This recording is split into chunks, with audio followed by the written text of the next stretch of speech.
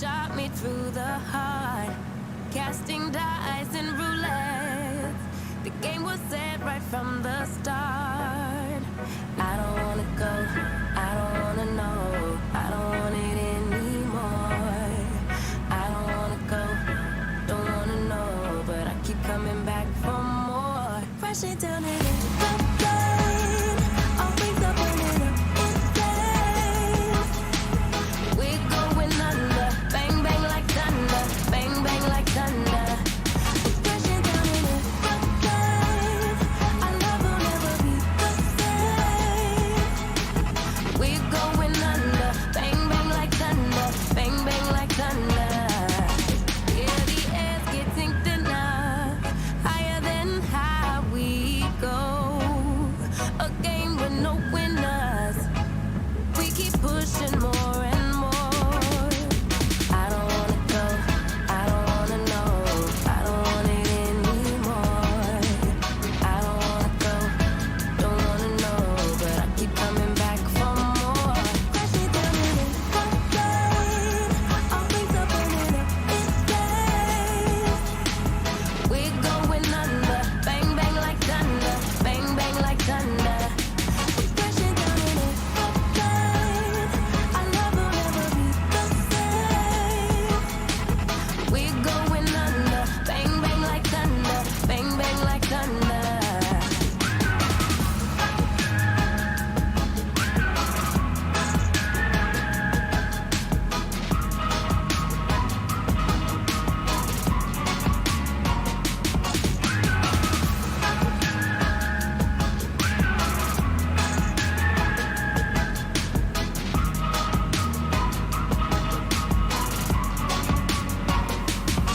Yeah, the air's getting thinner, higher than high we go.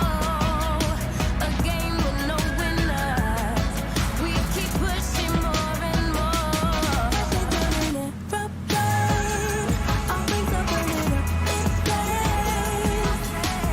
We're going under, bang bang like thunder, bang bang like thunder. Crashing down in the rain, our love will never be the same. We're going under, bang bang like thunder, bang bang like thunder.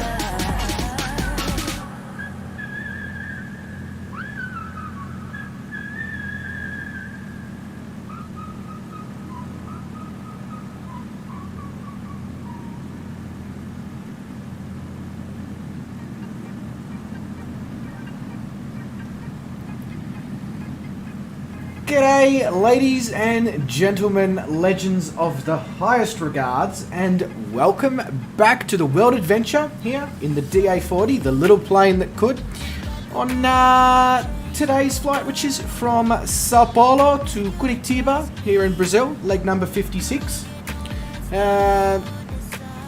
Changed the name recently of the stream to I'll show you I'm Australian if you show me your... Finish the sentence, you know? Seeing as we're going down south in Brazil, I figured it was a good name, you know? Anyway. Pleasure to be here. I'm quite tired. I won't even bullshit you all. It's been a big week with the whole burger pop-up earlier in the week and all the things that I've had to do. So if I look like I'm staring into the abyss, I probably am. So I do apologise for that in advance. Also, look, I'm not 100% sure, but we may see a live performance from myself this evening. Because in last night's stream, for those who weren't here, Drew, he donated $25. But the catch was that I have to sing the Divinals I Touch Myself live on stream. So I may as well get it over and done with earlier rather than later. I did say that I would do it next weekend, but I mean, the fact of the matter is I probably know the song relatively well, and I'll be able to perform a good enough rendition to please Drew. And the rest of you, I guess.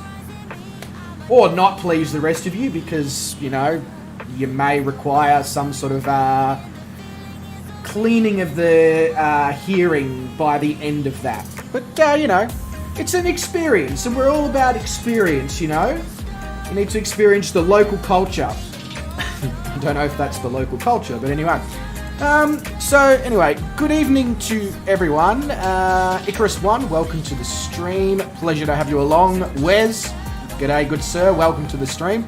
Drew, legend, welcome to the stream. Mr. Calling Pigeon, welcome to the stream. Pleasure to have you along. Black Evo says, g'day to all my favourite virtual pilots. Sorry, where are these people? I think you're in the wrong... No, only joking, Black. Welcome to the stream, mate. Pleasure to have you here. Ozflightsimmer says he can't stay. That's a very, very poor situation. You put yourself in there, Shane. But I understand. Fozzie says, crash to desktop, LOL, be right back. That's not a great way to begin, is it, Fozzie? Tanana says, or Tanana, or whatever, I'll be honest with you, Tanana, I can't be bothered with the whole getting the pronunciation right tonight. I do apologise for that. My brain's just like, yeah, screw that. But definitely live weather. Black Evo says, I must admit, Bryce, your stream names are epic. I try. I really do try. Mainly the stream names are to make up for the shit show that actually occurs during the stream. You know, reel them in and then keep them here. That's at least the thought process behind it anyway. Black Evo has his earplugs in, and Drew says I should keep teasing the people. Fozzie says, can you also dress up like Austin Powers? Fozzie, if you send me the outfit, I'll dress up like Austin Powers, but I'll just make one request. Please don't use it as wank material.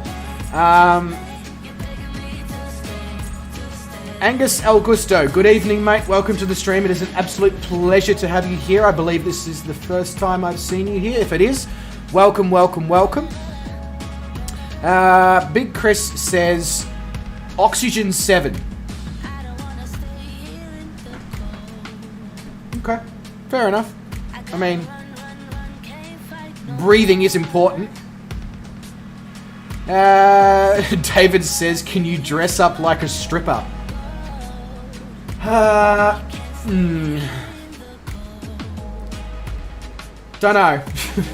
Don't know about that one. I will consider the Austin Powers. I'm not sure whether I'll do the stripper. I mean, I'll do the stripper, but I won't. Never mind. I won't go any further. That's just going to land me in hot water in a place that I don't necessarily want to be, and probably not sure I can get out of at this point. Tanana says, Bryce is already Shagadelic costume or not.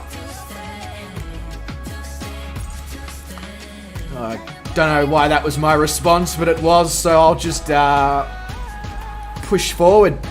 Big Chris says, yeah, LMAO. Pretty sure 07 wouldn't be stable. No, probably wouldn't actually. 07 is a salute. Ah! Right. I didn't know that. So I will...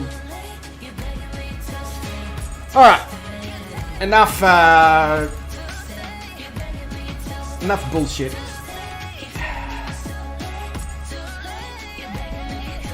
Let's do all the things that we need to do. Fuel pump, on. Engine master switch, on. Avionics master, on. Electric master. There's a lot of masters in this plane. It's almost... I should... This plane must be a dog, because I'm its master. Alright, I need to turn the key once more to start the engine. Yeah, that's a good start. That's a really good start. Just, you know... When the pilot tries to fly without starting the engine, you should really ask questions about, what you're doing and why you're flying with this particular person. So... I'm not going to go to 5,000 feet. I know, big surprise. I'm going to keep it at 3... No, I'm not going to keep it at 3,000 because we're at 2,400. That would be bloody stupid is what it would be. I'm going to go to 4,200 to make Jesse Thunderfist happy. Alright. Track IR.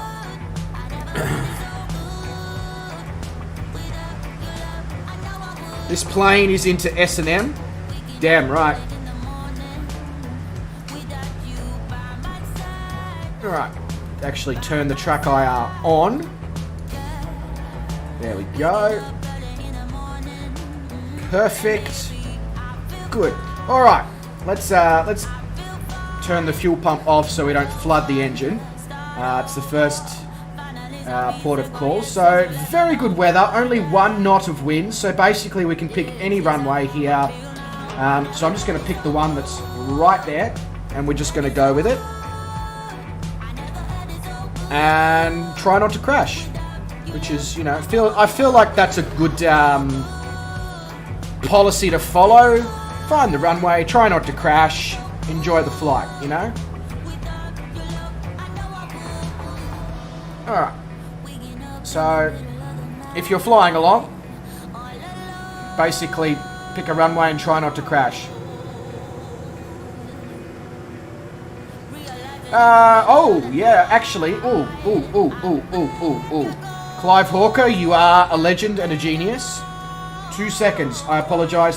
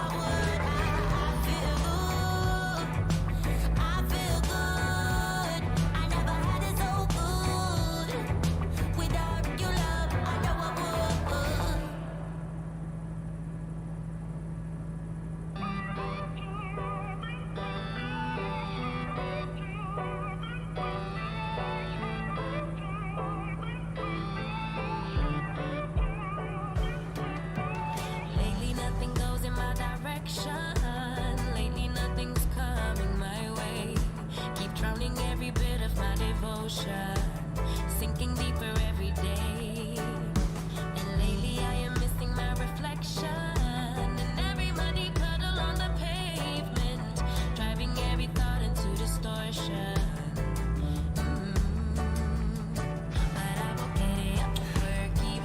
Clive Hawker, you are a legend. You reminded me that I had not started up Streamlabs chatbot. So I appreciate that, mate. Discord and flight plan and all that should now be in the chat, bro. Thanks for the heads up. See what I mean? I'm tired. I completely forgot about chatbot. Zach's Gaming Lab says, hi Bryce, just passing by. Hope you're doing well. Anyways, I need to study, so bye. Zach, as usual, an absolute pleasure to have you drop by, mate. Silver Fox says, this is your captain speaking. Today we'll be gracing the skies at a lot of feet. Yeah, that Silver Fox, that is basically a rendition of my flight introductions. Oh yeah, what am I meant to be doing? I'm flying an aircraft, aren't I? Whoops. Alright. Oh, probably should, I don't know, remove the brake.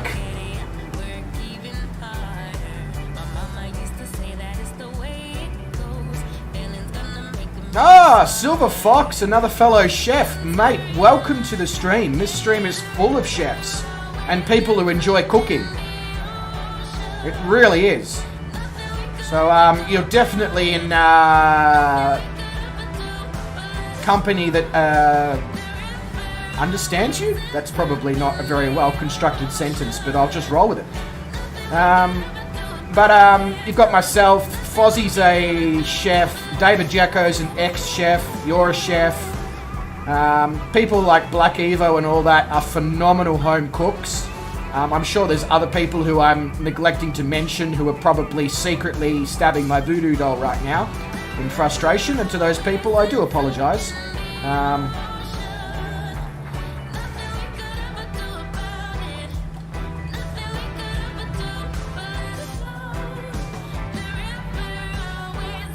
Oh, okay. Obviously Silver Fox knows who I am.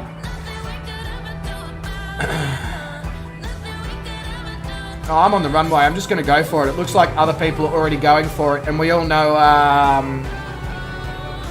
that I fly about as fast as a airship. So,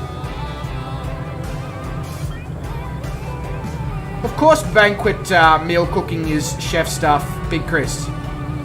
Any sort of commercial food preparatory stuff? That's not fantastic. English is not my strong point at 11 p.m. at night, I must say. Silver Fox doesn't, but Jesse does. Oh, okay, fair enough. I like having strangers. It keeps things interesting, especially in the bedroom.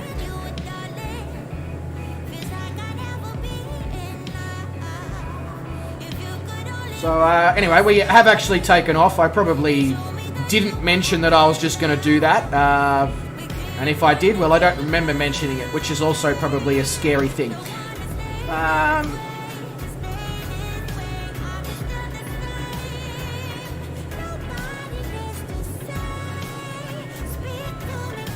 Dutch rudder? Yeah. Dutch oven. That's probably not the best way to start a night off with a Dutch oven. But anyway. Can I hit the buttons whilst doing things? Probably not. Oh god, my speed. What is wrong with my speed? Why you no speed? Come on, plane.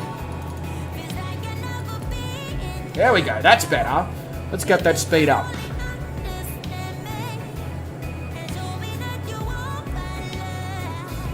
Drew eats from a trough because there's no dishes to wash. Okay.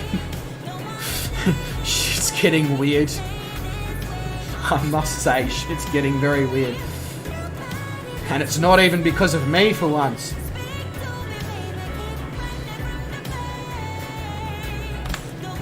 Alright, flaps up. Don't need track IR for this part of the flight, so we'll turn that off. Take the track IR hat off. Big Chris says, it is a meal combined with two things. Like I just had chicken and mac and cheese. I heat it up in the microwave, unless you're a madman and cook it in the oven. I'm assuming, Big Chris, that when you say mac and cheese, that you're talking about mac and cheese that has already been prepared, that you then reheat in the microwave. Please don't tell me you are calling yourself a banquet chef and then saying that you produce your mac and cheese in the microwave, because you will be shot basically by the other chefs from in here.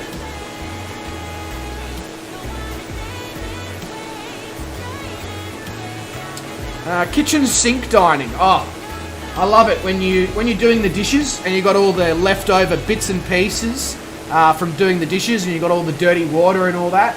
Take it out, put it in the pot, boil it, get that flavour going, add that salt, add that pepper.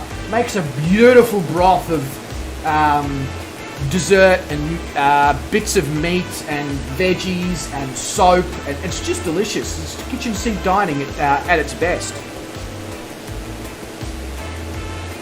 Yes, that is the case. Not shot, just cooked. Yeah, dish sink soup, exactly. It's you know, when it's a dish I would like to see more of on restaurant menus. Where the flippin' hell is my plane going right now? Oh, okay, it's turning. Good, good, right. We good, all good. We do not tolerate crimes against mac and cheese. We just don't tolerate crimes against food. It doesn't necessarily just have to be mac and cheese, but I like where you're going with that, Drew. I guess you could say that crimes against mac and cheese just really cheese you off.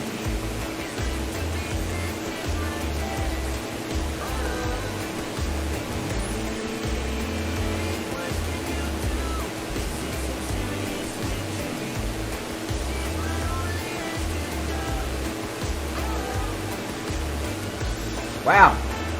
Sao Paulo. Very nice. Not quite as pretty as Rio is from the air, I must say, but still very nice to look at. Now, look at that. Even though I thought that I took off relatively fast, I'm at the back. Worse, kitchen puns. Yeah, absolutely. This is what I mean when I say I'm cooked. Like, I'm tired because I've been cooking. But you know what? You guys bring out the best in me, and I have, in the last couple of weeks, I'll admit, I will, sorry, let me rephrase that. I will admit that I have been a bit flaky at times, changing stream times last minute, cancelling streams last minute, etc. So I didn't want to be that prick again. So I was like, you know what? I'm going to do it.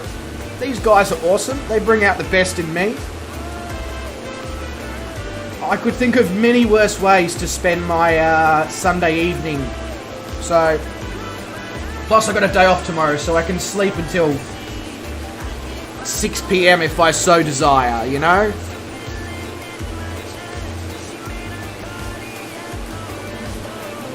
Can we, I'd like to make a point. I've been watching some of the conversations that are happening in the background here in the chat.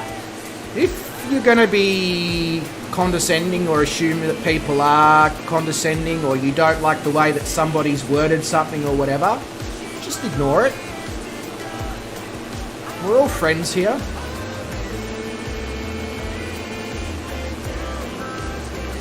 Because I got David Jacko, and David Jacko's banhammer is the same size as Thor's.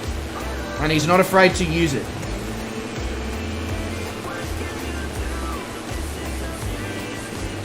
This is meant to be a chilled out place where we can share some banter. So just assume that nobody's having a go at anybody, because that would be a first. Yeah, exactly. If you can't stand the heat, get out of the kitchen. I am incredibly close to those trees. I'm going to perform a Brazilian on the trees using my aircraft engine in a minute. This is the start of my weekend. Fozzie, this is also the start of my weekend.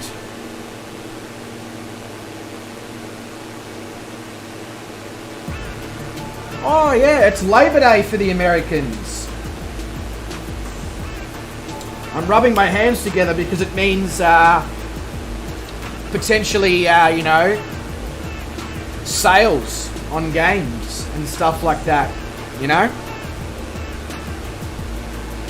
I mean, I've already noticed, as I know from last night's stream, Ubisoft is having 80% off because of Labor Day.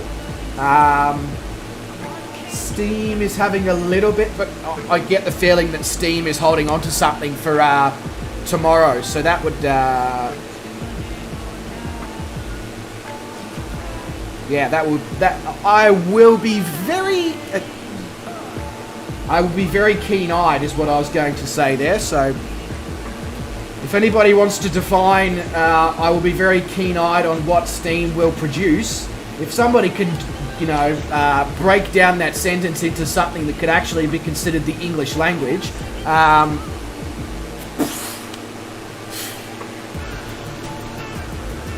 Drew says he cames here. Drew cames here for the anxiety, consternation, and social awkwardness. Oh, Drew, you've landed in the right place then, mate. I mean, that comes in bucket loads and bucket loads.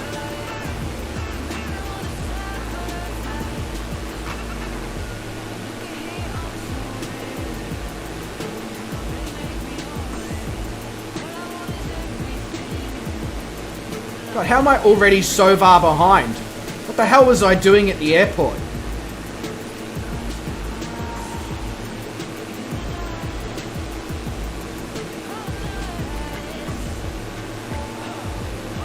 Do I tank English on the swing set? I'm not even sure how to respond to that. That river, yes, it's got many curves. It's wet and it's got many curves. Sounds like the perfect recipe. God, you guys must be more than 20 nautical miles in front of me already because I'm losing half of you on the server. Fozzie says, why is everybody's flight plan different than mine? Fozzie, now is probably the time to admit that only the chefs get the really good flight plans within this stream. Honestly, I have no idea, mate. Just trying to establish dominance, basically.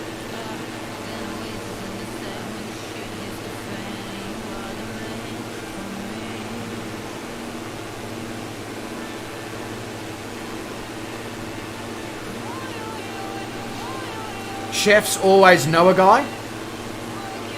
Well, yeah, actually, you're not wrong, Jesse. When it comes to, like, food and alcohol related things, yes, chefs always happen to bloody know a guy. Wow, Dingo is flying.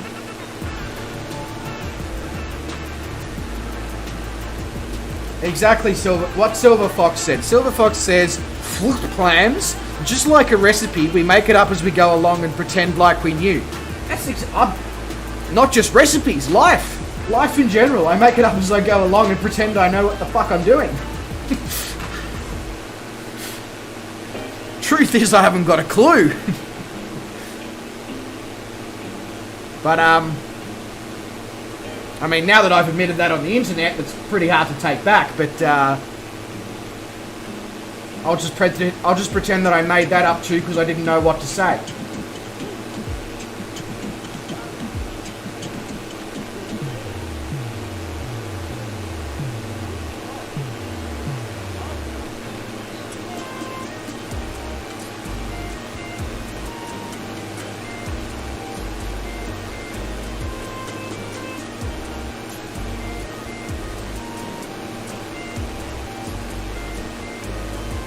Now, Dingo, I must request that you stay away from all babies on this flight. Okay? There's been an issue with that many years ago. So, if you could just refrain from consuming babies, that would be fantastic. Wow, that took a dark turn, didn't it?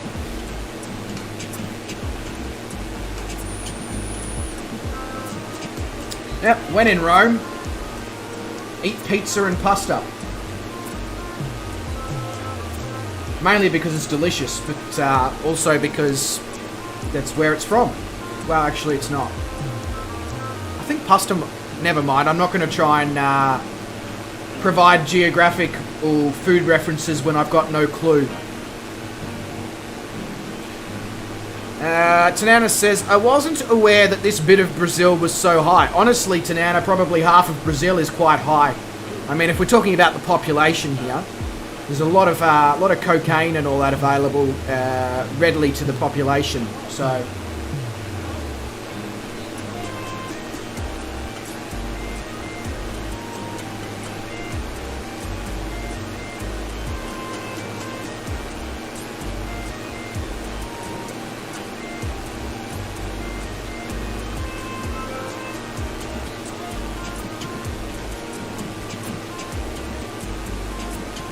I'm glad you've all reappeared in front of me, though. I literally thought I was doing about 5 kilometers an hour because you were all just pulling away.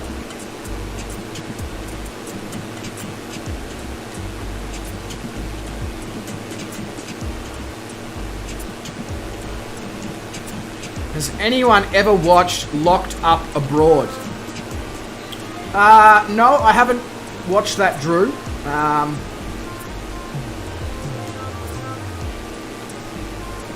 You want to give us more inflammation?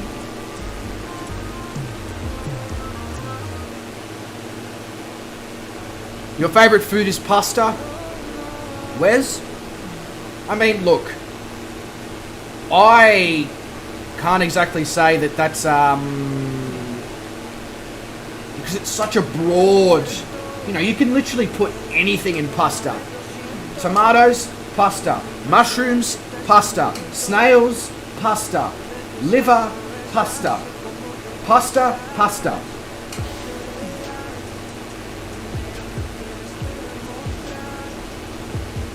Tanana is giving away ragu.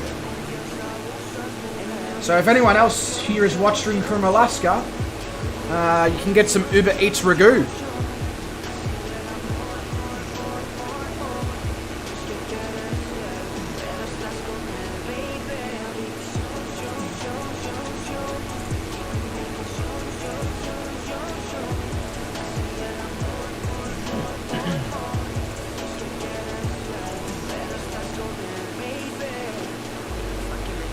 So let's have a squiz at the flute plan. So what's going to happen is we're going to go up here, and then we're going to go down and land at Curitiba. So a slightly shorter flight this evening, about 2 hours or so, which is about an hour shorter than we would usually go, which works perfectly for me because I would love to be asleep before 2 o'clock in the morning.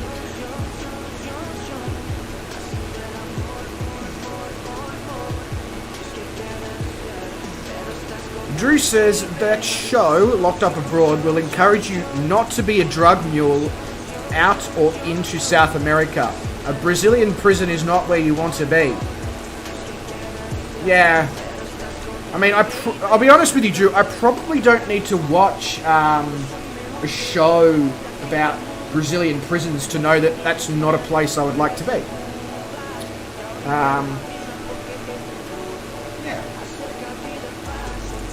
Black Evo's favourite dish is a proper real carbonara. Hey, Black Evo, you're in luck. The next chef video on the Just Some Aussie Chef channel is going to be a proper real carbonara. At 3 different price points.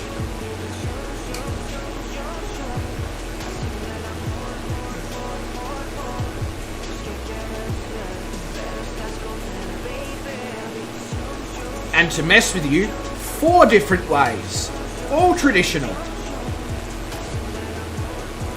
Black says, I love you. Don't worry, Black, I love you too, mate.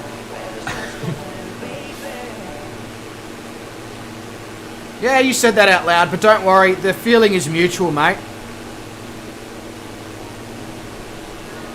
Wes says that he might have to whip a slow cook carb this week.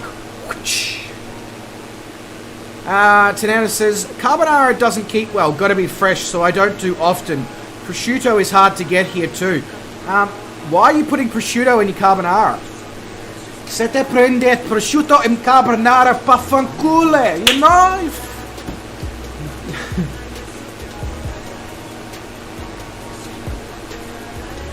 Fozzie loves lamp. I guess you could say that Fozzie's just lit. Can you get a crème brulee? I can give you a crème brulee. I can give you a crème brulee. I guess instead of burning the top of the dessert, I can just burn you. That would be considered a crime. And you're being bruleed. So, I mean, I can do that.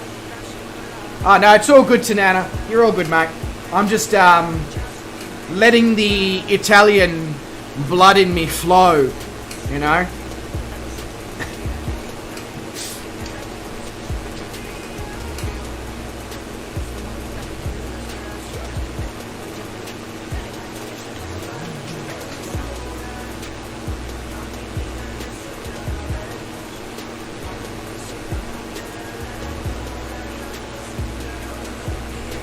But you're all good, Tanana. All good, mate. I just like... I like to do that to people when they because of the Italian blood, whenever somebody says, oh, I put cream in my carbonara, or I put, you know, something weird in some sort of Italian dish, I'm just like, you bastardo, you know? What you doing to the Italian food? Mother, you know? Untangle myself from the cable. Yeah, it's just a fancy name for arson.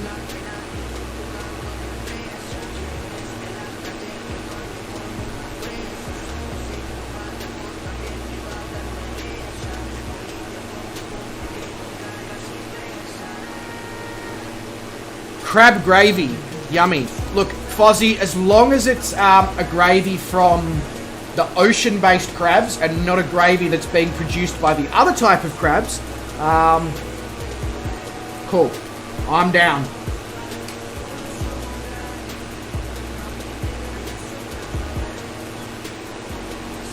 Are you sure, Wes, that carbonara holds really well and freezes really well if made from scratch? Because I don't know about you, but every time I've tried to freeze eggs and parmesan that has been melted into a sauce, it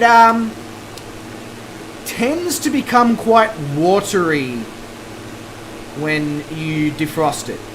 And so if you've got any tips or tricks on how to avoid that, please share.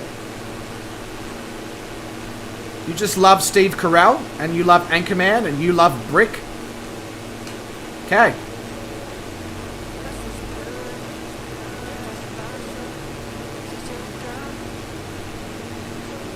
Corn flour. Wes, get out.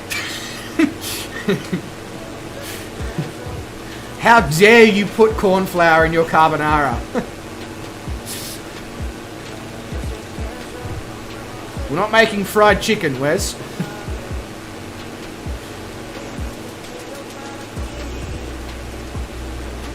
Next, Wes, you're going to tell me that you put cream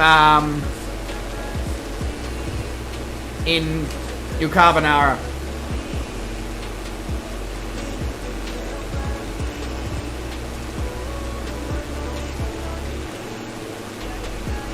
We used to. That's a fair point, Wes. I guess if you're doing it in the middle of nowhere, in the bush, and you have no real other option than to freeze and reheat, there's definitely worse things you could do than adding a little bit of corn flour. Absolutely. 100%. But yeah. If you're speaking from the position of being in the bush, I can understand what you're saying there, Wes, and it's a different scenario.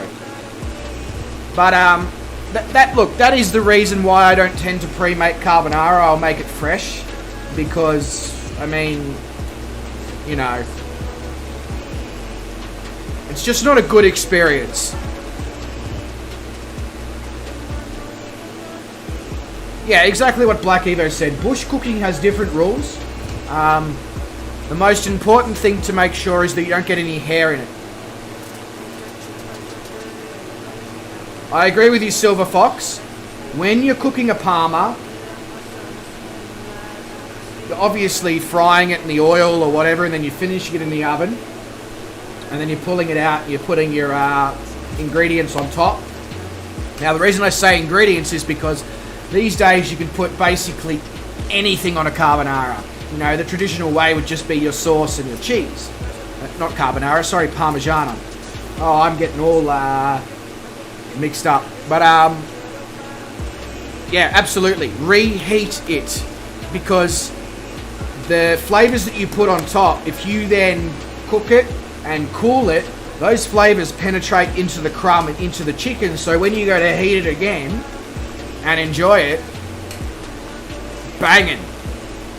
But can be a little bit dry sometimes, so I wouldn't recommend, I don't know, serving it in a restaurant like that.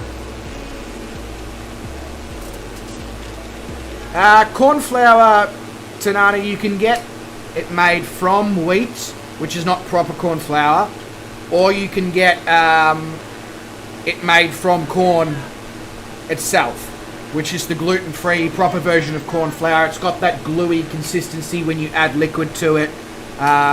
You know, a reheated palm be soggy.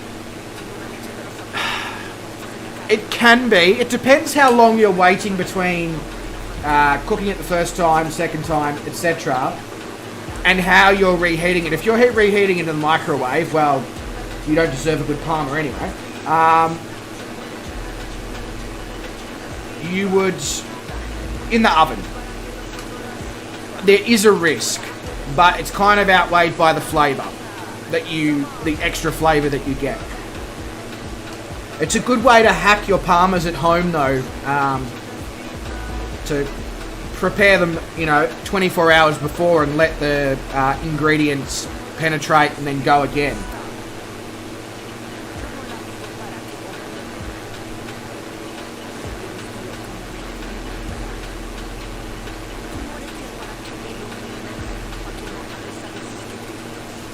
Chef Mick is the hardest working chef in the world.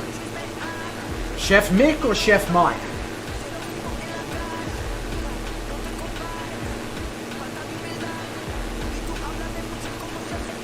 So we're coming up here to Viracopos International, where we'll be making a left turn like they do in NASCAR and heading to Curitiba.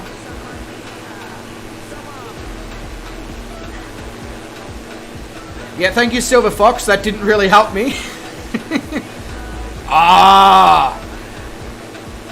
You mean the tucker fucker? Microwave tucker fucker. How is my chicken piccata game? I haven't made one in a while, so I can't really confidently answer that question. I would have to have another shot at it. It's been a few years, to be honest, Fozzie, since I've made a chicken piccata.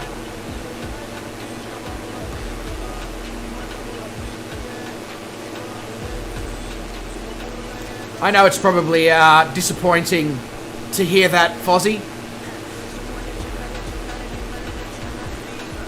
I really should have just taken the 2 seconds to remove the green screen, shouldn't I?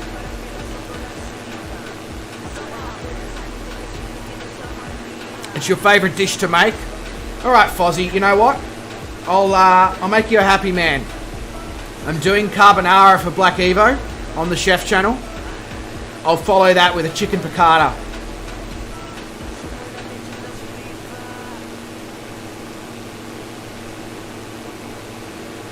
And then you can see me in the flesh making a chicken piccata.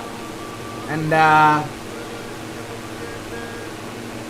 then you can rate me on my chicken piccata game.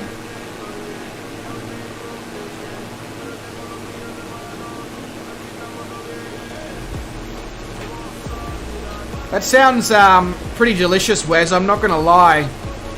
6-hour low and slow tomahawks, roux stews, and dumplings using roast chook. I mean, hell yes. Next time you make one, you'll post it in the chat. No worries, Fozzie. Sounds good. Then we can compare. We can compare sizes and flavour. Can you submit requests for the cooking channel? Silver Fox, that's not a bad idea at all. I'll add that to my Discord.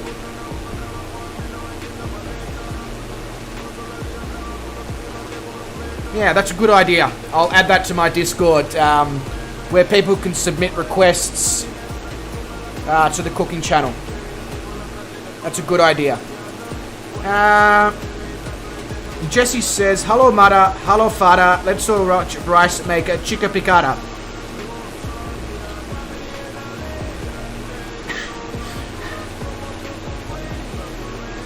Icarus, mate, if you're signing off, bro, it's been a pleasure as usual to have you along. You look after yourself, mate. Yes, let's get weird. Exactly. Nothing better than getting weird.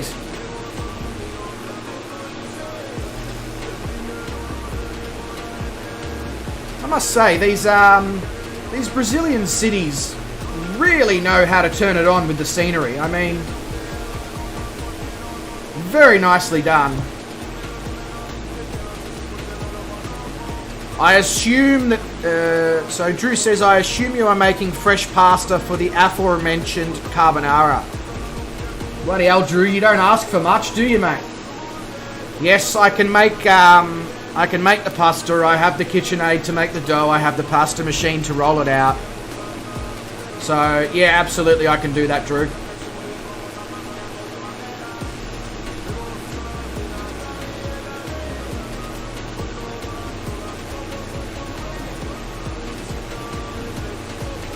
Fozzie says, I might as well get my Brazilian wax while I'm here. Fozzie, as long as you don't detail to us what areas are getting Brazilian wax, that's fine, mate.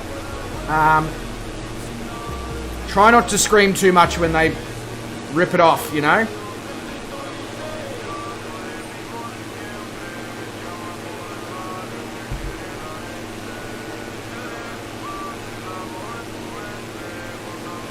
I must say, though, I cannot wait to get to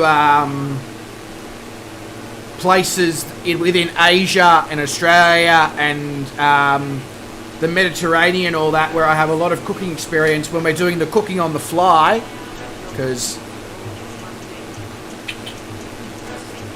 speaking of which, the next cooking on the fly, as I said, will be probably next week. It will very likely be Argentinian food. So there'll be meat involved.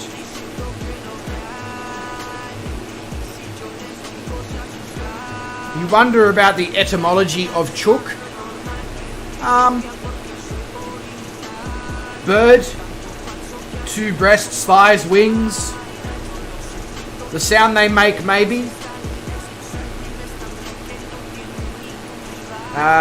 Bokak or bakak or cock-a-doo-doo-doo. I don't know. That's my best impressions of being a chook. Not very good, I know. What was I Googling? Oh yes, that's what I was Googling.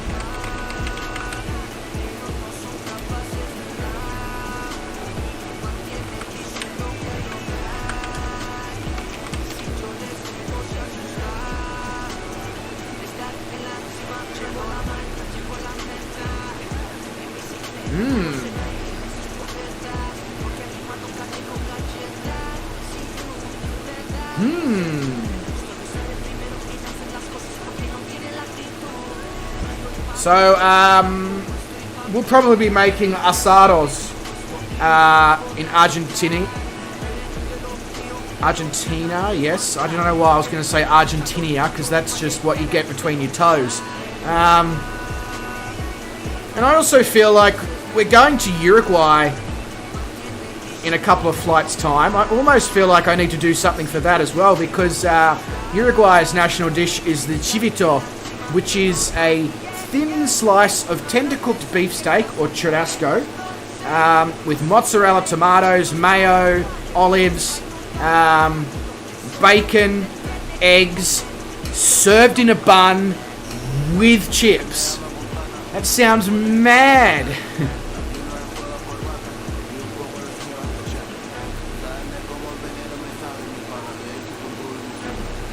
The Uruguayan? Sure, let's go with that. The Uruguayan national dish almost sounds better than the Argentinian one.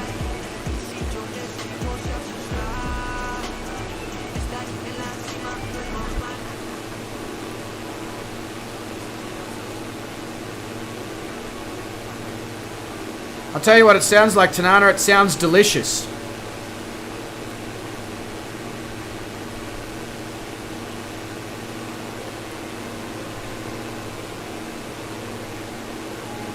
Alright, it's midnight. Quick break here. I shall return in a minute or two.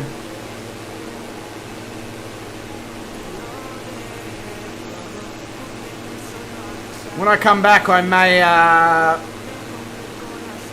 don't know, Drew, do you want me to do the Divinals thing tonight? Or, I mean, you made the donation and the request. You can sort of dictate to me when you do and don't want it. But I'll be back.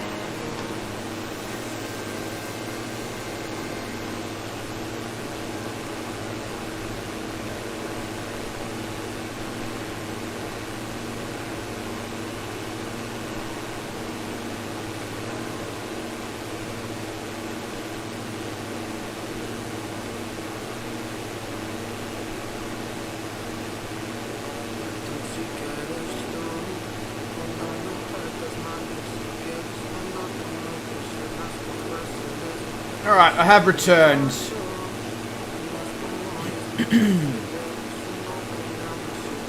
So, some fantastic scenery that there are. Some really weird, interesting formations here. I'm not exactly sure. Does anybody know what these circular, sort of, not circular, these wavy shapes down here exactly would be related to? I'd be interested to know, is it some sort of farming? Is it some sort of, I'm assuming it's some sort of farming related thing.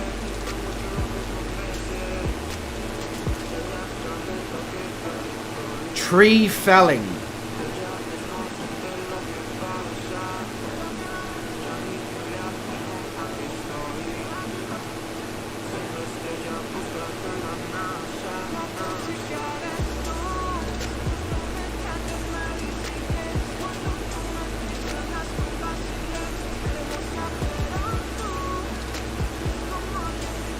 That appears to be some sort of horse racing track, maybe a greyhound racing. But, I mean, I'm not sure if greyhound racing is a thing in Brazil, so I'm just going to assume it's a horse race track. Although there's a nice straight there that we could have made a landing on. I'm not sure whether the owners of the racetrack would have been too impressed by that decision, but looks like terraced farming to me, a water-saving measure. Okay, and they cut the trees down on the contours to make it easy to cart out. That makes a lot of sense, actually. A lot of sense.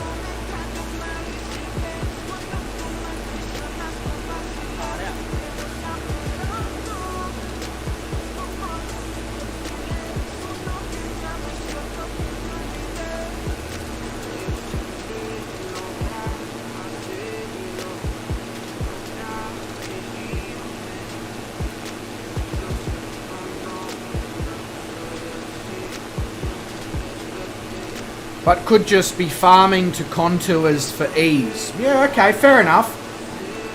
I'm not super experienced with farming and farmland and all that sort of stuff, so stuff like that always interests me.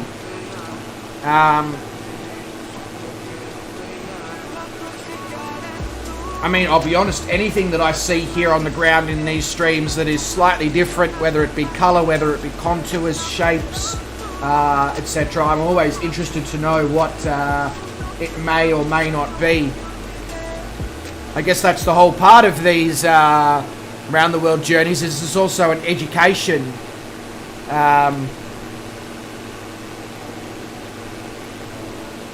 to some degree, I guess. I could sort of claim that it's some sort of education. I don't know. I feel like I'm becoming more, and I don't know about the rest of you, but I feel personally like I'm becoming more knowledgeable in what the world offers and how various countries look and how they operate and how cities are built and etc. by doing this journey. You generally don't farm on heavy slopes, but sometimes you don't have a choice. Like here, not much flat ground. Yeah, I mean, I personally don't know where you are, Black Evo, and I'm obviously not saying pop it in the stream, because that would just be bloody weird. But a lot of the farmland around my area as well is not flat. And because of that, it's used for dairy farming. I don't know if not flat land equates to dairy farming. I'm just assuming by the large amount of dairy farming that not having flat land equates to dairy farming. But yeah.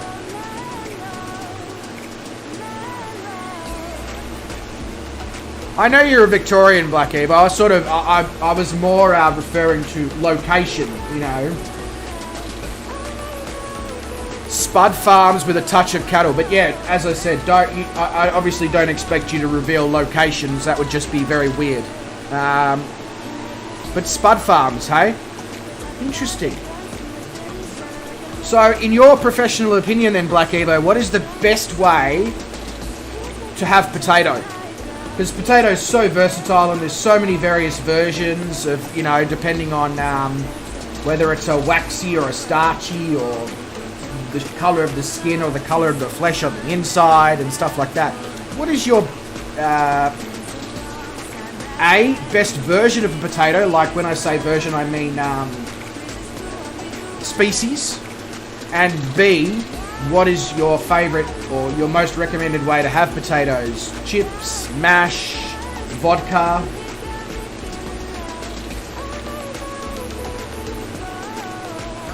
Sous vide spuds? Oh yeah. I can just imagine now, because you put your spuds in the bag and then you put your salt and your pepper and you put your butter and you put your cream and you put your duck fat, if that's your prerogative, instead of butter or whatever, or olive oil, you know, whatever your and then you put your, you know, rosemary or your thyme or whatever you like in your mash. Yeah, I can, and then it all cooks really slowly and stews really slowly and all those. Yeah, hell yeah. Sous vide potatoes. I need to do that at home. I've done duck fat potatoes many times, but those always involve an oven.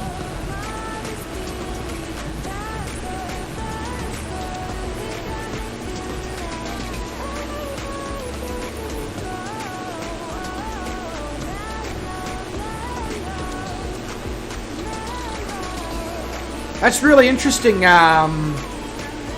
know how they use that to trap water, even though there wasn't any elevation to deal with. Look, there's more here, so it must be a common thing.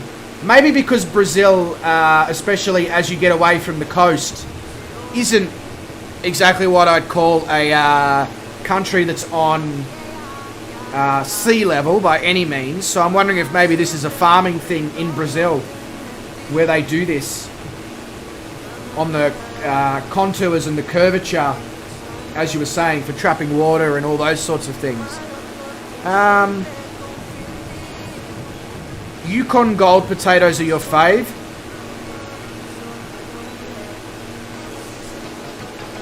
I would say my go-to potatoes, because they're readily available, well-priced, very versatile, would be Desiree with the pinky red skin.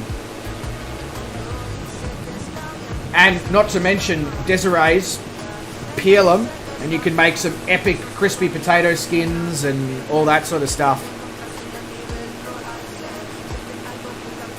Your ducks are wild, not much fat, unfortunately, for cooking. Yeah, no, that is, I'd say, like, that's a big benefit, I guess, to duck over chicken, is the significant amount of fat is,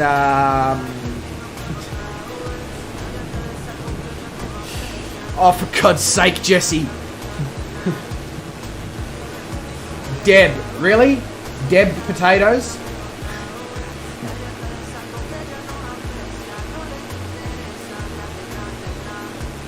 Maggi potatoes? Oh, for fuck's sake.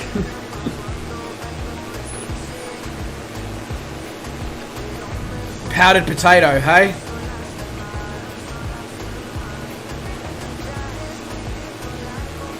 Wes has put some photos up in the Discord of his Bain Marie setup. I mean, yeah, absolutely. Deb has its place. But not when I'm asking what is people's favourite way to, you know, or favourite potato and favourite way to cook potatoes. Deb is not the right answer.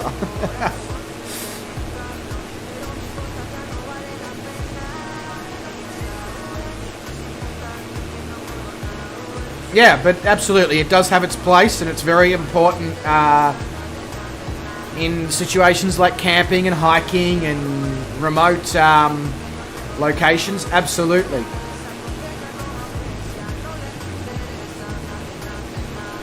I have Fozzie and Drew. I have no idea what Larry's Steaks is, or not Larry's Steaks.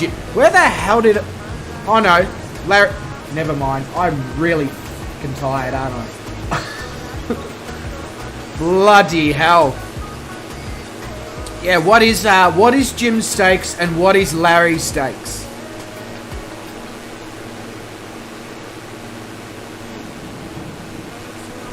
I can imagine Deb would be well used in the very remote parts of the bush, Wes.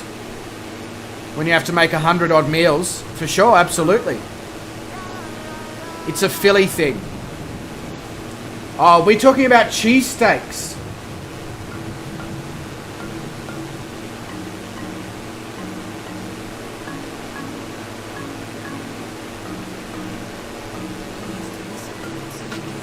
Yeah, right. Cheesesteaks. Yum.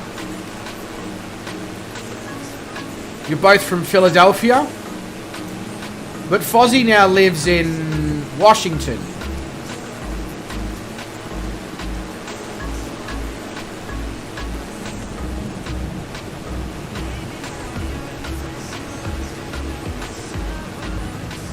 Scenery has changed very much again, I must say. We've gone from that sort of ready dirt to a beautiful greenery and what appears to be farmland. I wonder what they grow in this particular part of Brazil.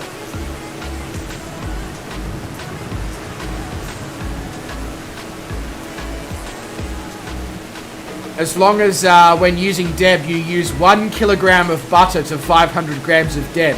Yeah, so basically, would you like some potato with your butter, Black Evo? Tanana asks, what is Deb? 2 seconds.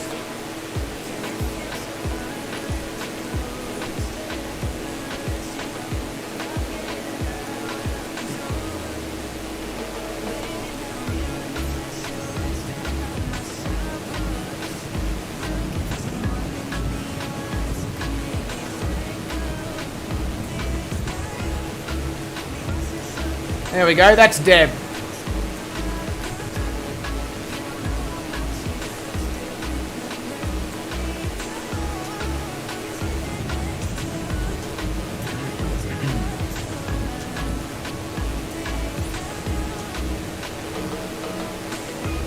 But,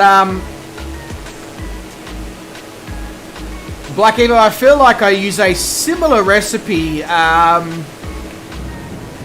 when I'm making my own mashed with actual potatoes, not just Deb.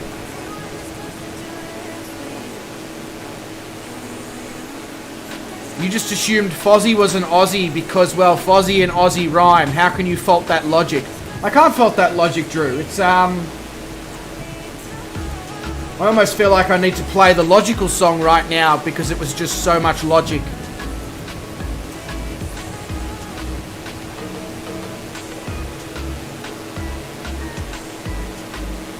I must say, I love the fact that Fozzie is flying a 787, well, according to my viewpoint, a 787 at 10,000 feet, slower than what I'm flying my DA40. I don't know how that works. I don't know how he's managed to achieve that. He may actually not be flying a 787, but if he is, props to you, Fozzie, for achieving such an amazing piloting ability. Yeah, instant mashed potatoes, Tanana. Instant mashed potatoes. The powdered stuff where you add the water, except I don't think anybody actually adds water. They add a combination of other liquids. Keep adding butter to the mash until it'll take no more. So, personally, my go-to way of doing mash is you buy rock salt, put it in a tray, you put your potatoes, skins on, straight on top of the rock salt, and they go in the oven or in a barbecue or in a smoker or something like that, low and slow, and they just cook slowly until they become soft inside. And then half them, scoop out the mix, pop it through, I mean, you can always just use a hand masher, you know. And then either through a moolie or through a sieve or whatever, back onto the heat. Then you add your butter and your cream or your olive oil or your duck fat or whatever, and you add your seasoning and you add your herbs if you want to add any herbs or whatever. And then exactly black, you take the skins and you chuck them in the deep fryer and you get them all crispy, and then you toss them in like a seasoning with paprika and celery salt and onion salt and garlic powder and salt and pepper and chili and oregano and all that sort of stuff, and then yeah, Parmesan cheese into the mash. I mean, look, mash is so versatile. You can do whatever you want with it. But yeah, absolutely. I mean, I am a baked spud mash person when I have the time. Otherwise, I am just a, chop it up, steam the potatoes, turn that into a mash. But I personally love to take my potatoes and foil them and stick them on my smoker and smoke them for a couple of hours at a really low temperature. So then you get smoked mashed potato.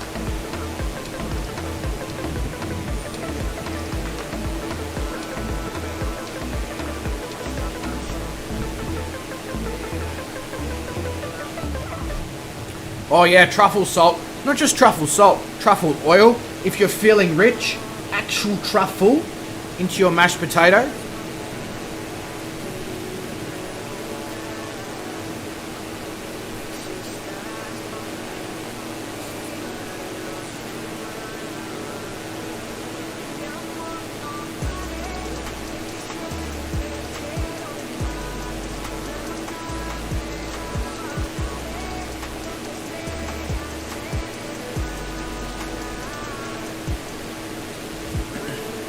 I mean, absolutely, Tanana, that works 100%. And when I have, when I don't have the time to smoke them or oven roast them or whatever, that's exactly what I do.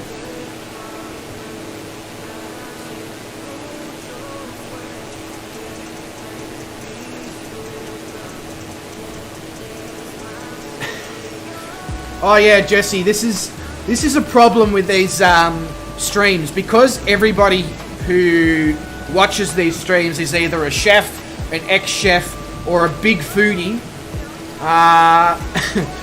The streams tend to end up being a lot of food-related conversation, and then people get hungry, and yeah.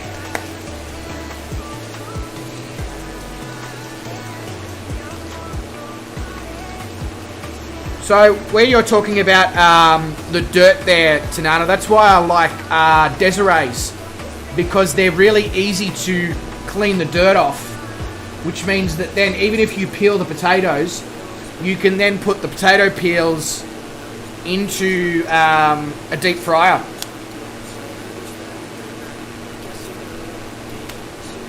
And then you're literally and then you toss them in the same seasoning that I was talking about before. And you literally have potato skin chips. Plus then you have mash as well. And then if you want to get really fancy, you take your mash and you put it on the plate. And then you let your potato skins dry. Crumble it all up. Put the potato skins on top of the mash. And then you have mash with texture.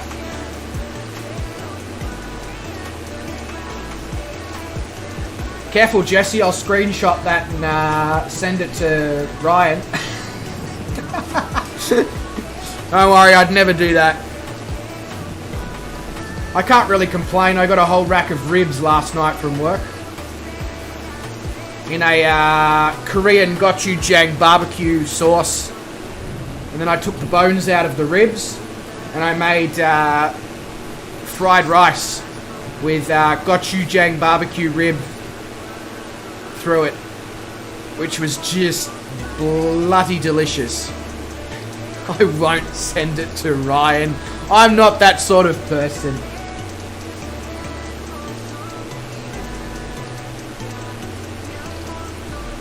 No, it doesn't count as stolen, Jesse. I know that you would not steal from your job.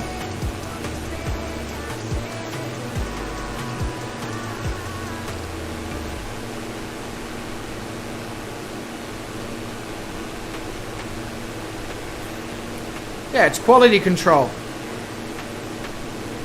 Exactly. You are sending it to Ryan?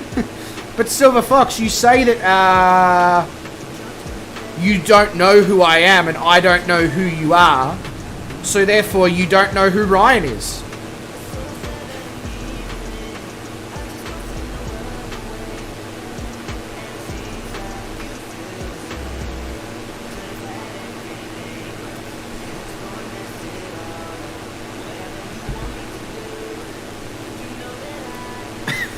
Jesse's just getting ousted on the stream right now.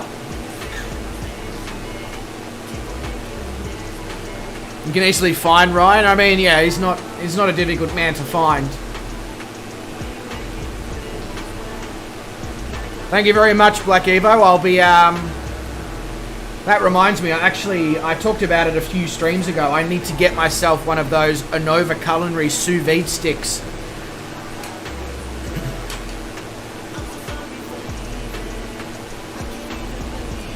I mean, Black Evo, to be fair, mate, the fact that you're sous vide the potatoes is already extremely chefy.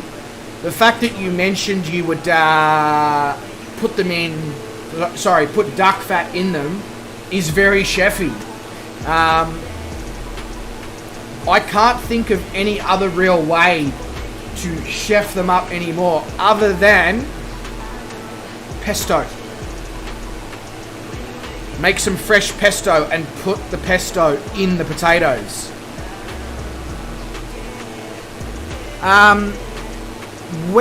Sorry, hang on. Tanana says, I've had parts of my life where living hard, almost rough, too many potatoes, too many. I have a love-hate relationship with potatoes. Fair. I can fully appreciate that, Tanana. Wes says, so what's the one thing you can't cook, as most chefs all have one thing that they can never get right? Mine was crumbing and battering no matter what. Can't ever get it to work. Ooh, what am I... Look, I'll be honest with you, Wes. I'm not fantastic when it comes to desserts. I can do dessert basics, so cakes, muffins, you know, panna cottas, like set desserts, tarts, you know, all those really basic things. But when you start venturing down more complex dessert things, like getting very French and all that, then it's something that I struggle with and I never really seem to be able to get right.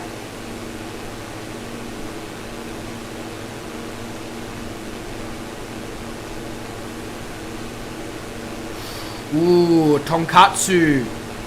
Yeah. Jesse.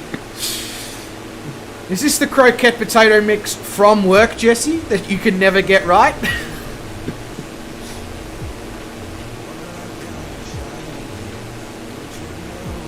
Because if that's what you're saying, Jesse, I feel like you're not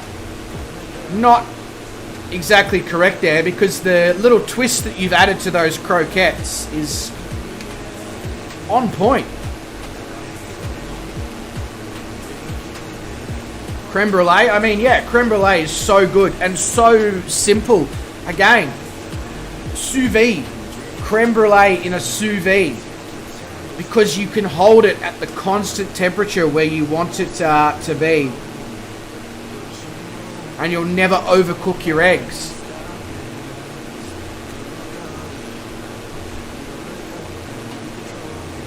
Can't for the life of you poach an egg. You always stuff it up. Black Evo, I'm assuming you've tried many times, but a few little tips that I can give you for poaching your egg. Medium temperature. The pot 2/3 full. Make sure that the water is seasoned with salt. Make sure that you use a high quality vinegar, not just, if you can, I try to avoid using basic white vinegar. I try to use a white wine or an apple cider or whatever. Do a little bit of the swirly in the water. take your spoon out that you've been using to swirl. Let the swirl die down a little bit. As you see the swirl starting to slow down, you take your egg, crack it into a separate bowl. Then you can lower that bowl right into the water, which allows you to place the egg perfectly without the risk of trying to put it from the shell. And then, because of the vinegar and because of the salt and the way that you've whisked the water, you should have no issues with it sticking and with it falling apart, etc. Now you want to have the water at the point where you can see the bubbles going bloop, bloop, sort of 1 by 1 or 2 by 2, just sort of, you know, bloop, coming to the top. Those are the only real tips I can give you when it comes to poaching eggs. It's just something that requires some practice and some trial and error, and yeah. But I'm assuming you've probably already tried most of those things I've just mentioned. So the best advice I can give you, Black Evo, is just keep trying. And one day you'll find the way that works for you to create poached eggs.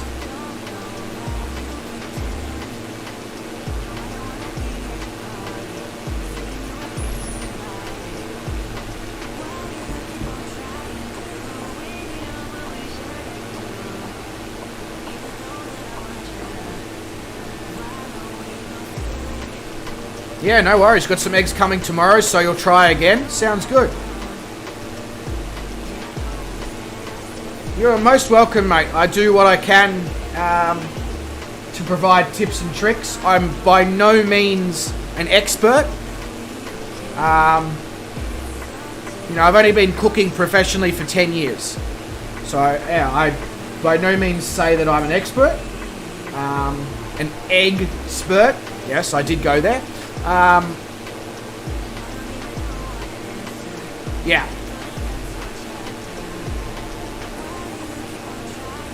Yeah, what David said. Make sure your eggs are fresh. And you know what? Worst case scenario, if you're still struggling with poaching eggs, they make the little things now where you crack the egg in and then you put it into the water in that particular thing.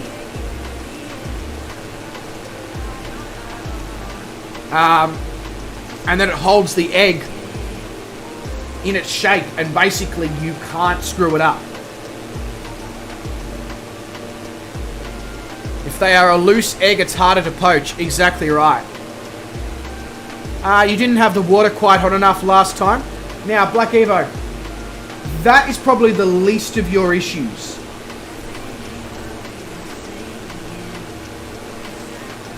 When it comes to the step by, like, it is important to have the water at a good temperature, but when you're poaching an egg, you don't want it to be boiling. You don't want a rapid simmer. You just want a gentle simmer. However, if you've got less than a gentle simmer, it's not going to ruin your egg. It just means you're going to have to wait a bit longer for it to cook.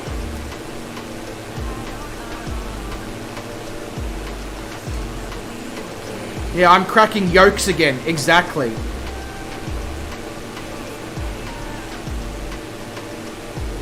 But I mean, you know, worst case scenario, poached eggs isn't your thing.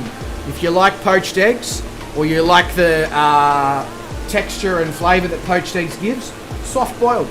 It's very similar.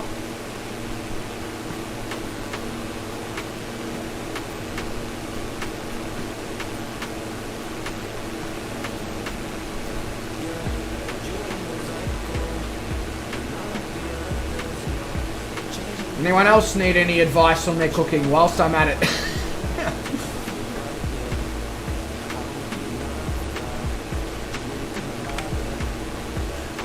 Alright, let's have a look-see. So, looks like we're coming up on some quite elevated terrain, more Brazilian-style rainforest. Quite pretty to look at, actually. Lots of turbulence though over these ridges. Always get eggs Benedict when you go out for brekkie. I mean, look, there's just something special about a beautiful piece of, sourdough toast, some high quality shaved ham, or, if you like other things with your eggs Benedict, some beautiful poached eggs with a freshly made hollandaise sauce. I mean, a bit of chives on the top as well. Bang. I like to put my, take my eggs Benedict up a level and use like chorizo and smashed avo instead of ham.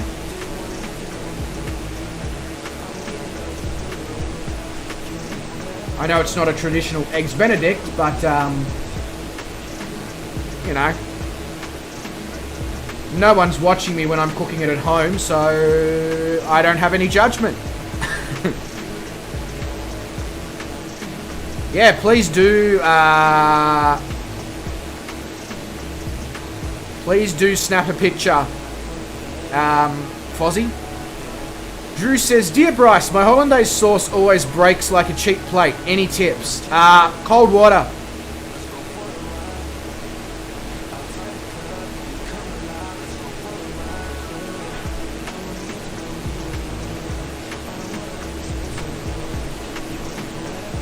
That's, I know you're probably waiting for me to say more, but no, that's my tip when it comes to making hollandaise.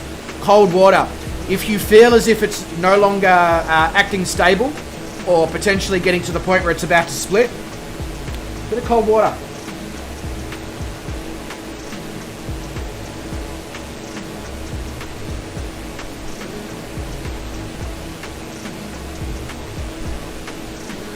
Oh yeah, hollandaise in a sous vide would be good because, of course, again, it's temperature controlled. You can't screw it up.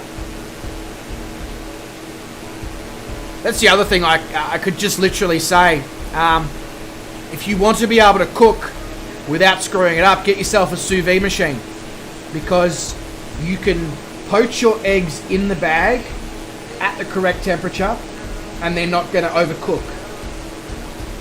You can make all your sauces and all that at the correct temperature. You can cook your steaks at the correct temperature, etc., etc.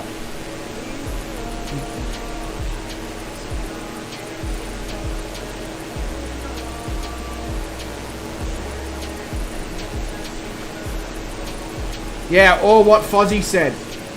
Make yourself a mount.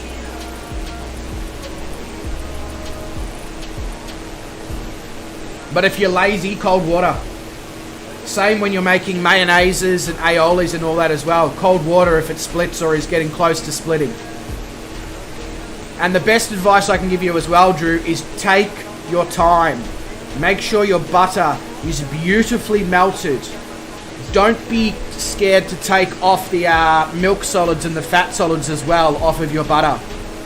Use a double boiler. So put your pot on with the water nice and shallow.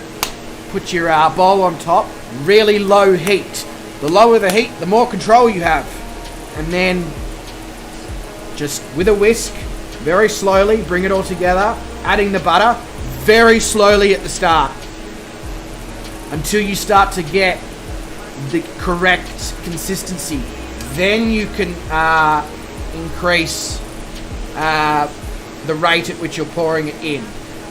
If you really, what Black Evo took the words out of my mouth. If you want to be really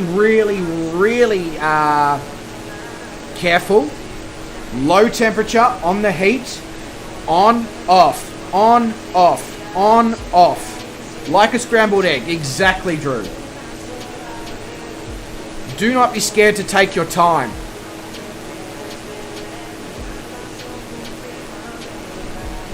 And speaking of scrambled eggs, when making the scrambled eggs, don't whisk your eggs. Don't put salt in your eggs. Straight up. Salt cooks parts of your eggs and makes them less stable. Makes them less creamy. Gives them a watery consistency at the end, etc., etc. Take your eggs, crack them into a bowl. You can put, a bit of pepper or whatever in there.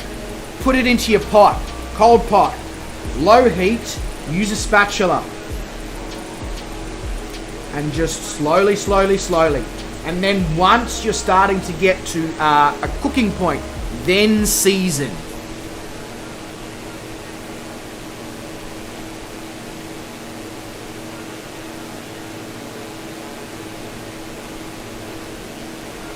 Yeah, exactly, Fozzie. 30 seconds on, 30 seconds off.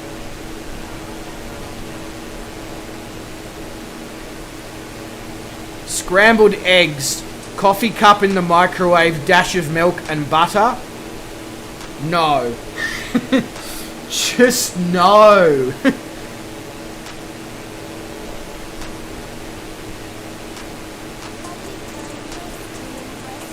Why microwave scrambled eggs when making scrambled eggs takes 10 minutes to make a high quality scrambled eggs?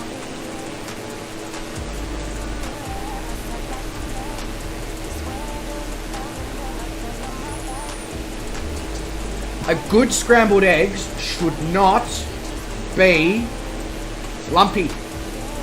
It should be a smooth... If you want to make French scrambled eggs, like traditional French style scrambled eggs, you literally do it in a double boiler style. With your pot, with your glass bowl on top, using the steam, and you are literally doing it at the lowest possible heat with a spatula. It takes 40 minutes of just... But what you end up with is basically egg cream.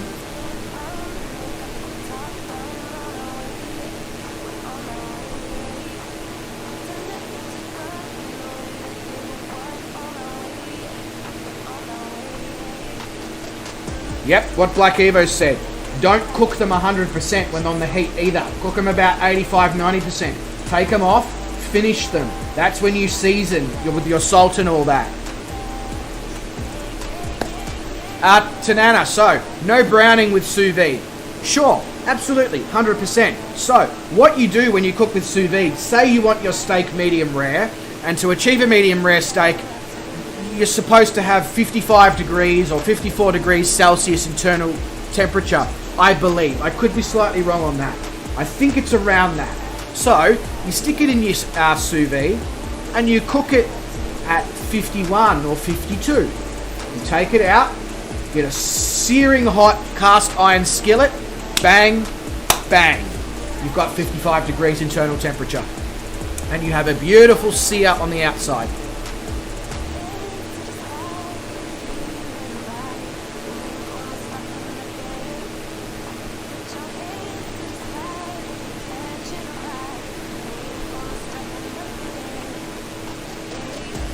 Yeah, depending on quality of beef.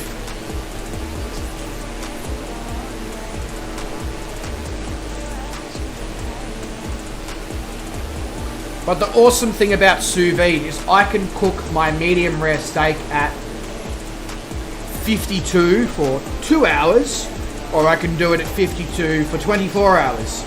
And guess what?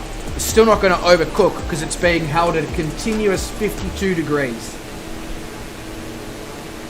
So basically, I could get up right now if I had a sous vide machine, put my steak in the bag, put my salt, my pepper, my butter, my thyme, my garlic, my rosemary, all the things that I want on my piece of steak, seal it up, put it in the sous vide.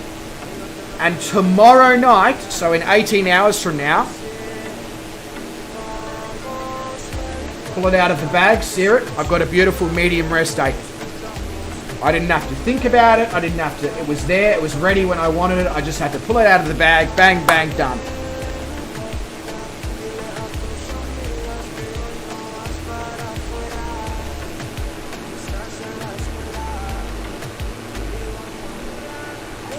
You've done a chicken sous vide before, Fozzie? Yeah. I mean, because it's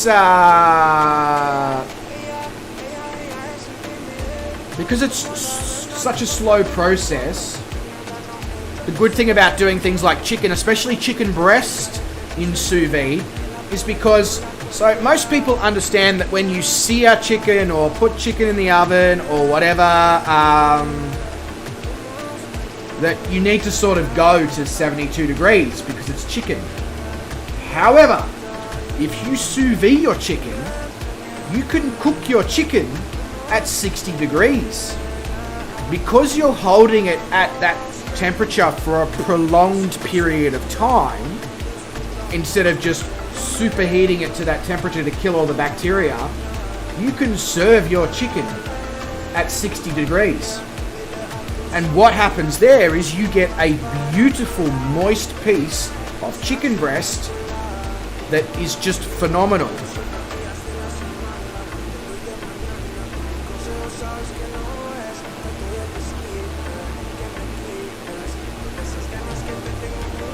Yeah, absolutely, Black Evo, of course. Yeah, if you go past 6 hours and you've got like a Angus eye fillet or a Wagyu or something in there, I mean, yeah, 18 hours seems a bit ridiculous. But if you've got like a rump steak or something in there, 18 hours at 55 degrees or whatever is going to only benefit you, because even though you're cooking at a low temperature for such a long time, you're still breaking down those muscle fibers that can make rump a little bit tough. Yeah, that's exactly right, Black Evo. You are literally pasteurizing your chicken because you're cooking it at a prolonged period of time at a high enough temperature. So I now, especially with high quality chicken breast, I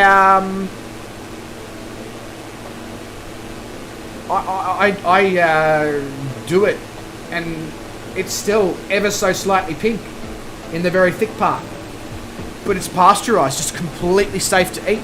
So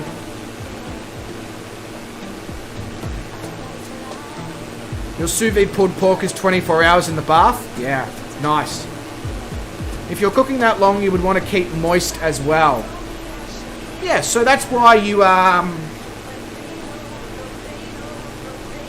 put your butters and your sauces and all those things in the bag before you seal it up, to help create that moisture and make the flavour penetrate.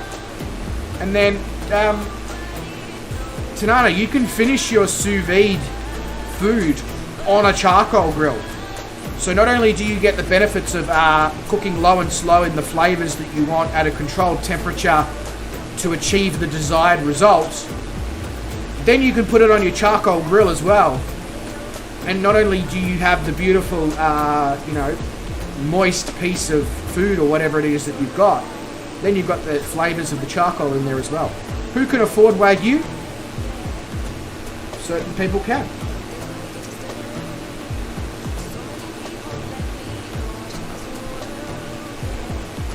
Certain people choose to.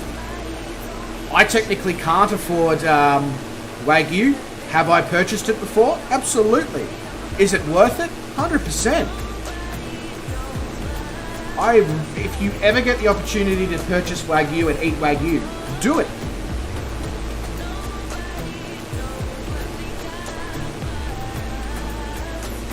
Some Wagyu is not actually that expensive. Like, you can get Wagyu, I know from one of my suppliers that's nearby here, you can get Wagyu plus 3 marble score, so that's a basic Wagyu, for about $35 a kilo for some porterhouse, which I think is pretty reasonable.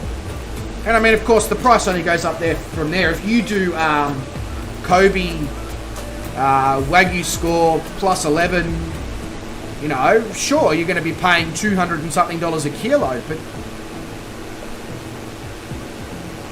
you don't need to go to that level to experience Wagyu. If you want to just experience Wagyu to say you've experienced it, a plus 3 or a plus 5 is going to do the job for most people.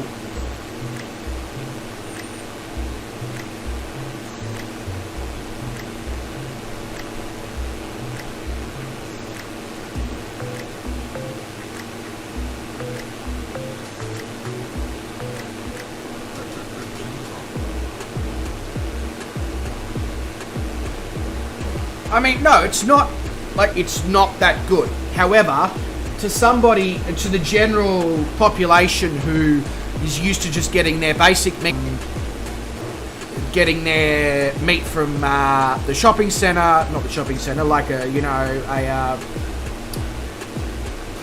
whatever, you is probably going to be a very, very phenomenal experience for them.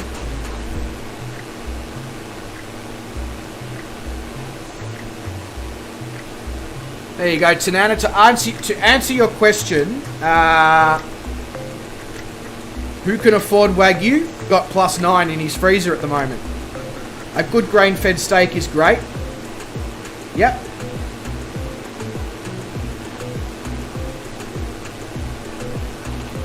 So here's the thing, Wes. Marble score +8 or 8+ or +5 or whatever doesn't necessarily mean it's Wagyu. You can 5 +7 steaks that are not Wagyu. It just means they have good marbling. Tanana says, I wonder what you could do with Alaskan wild game. Moose, for example, is very lean. I mean, yeah, as you've written, it either has to be rare or cooked a very long time. Unfortunately, there's no real way around that. It's just got to do with the particular proteins of the...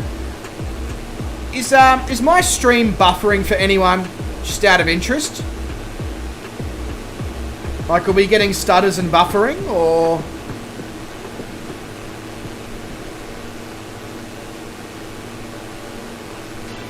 Just because I've noticed out of the corner that my stream appears to be buffering. On my end, anyway. Buffering?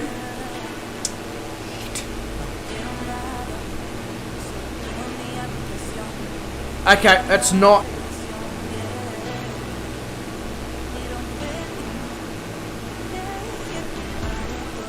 Okay, that's really annoying because... And for some reason, I'm pretty sure that's affecting...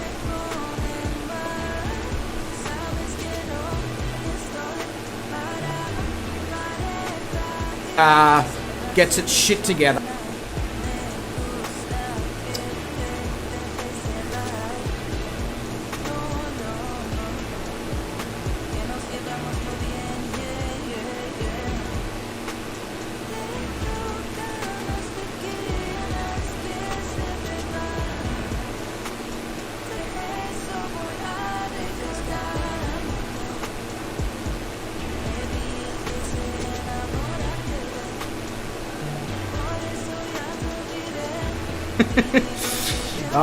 Right style 668.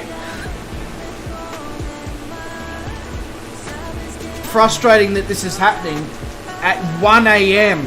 on a Monday morning when no one's on the bloody internet. This is the...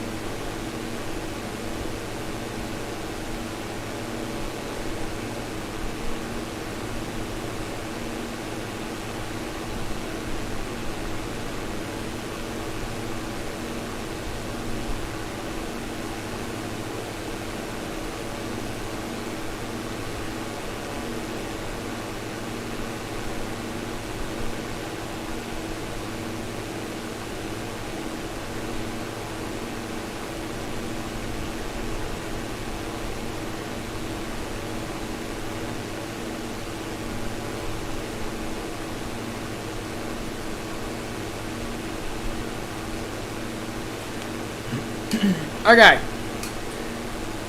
I restarted YouTube. I restarted Streamlabs. And I've just stopped the music for the moment, which I know is annoying. I will reintroduce that if we go for a little bit without any issues. Speaking of which, we're about to have issues. I feel.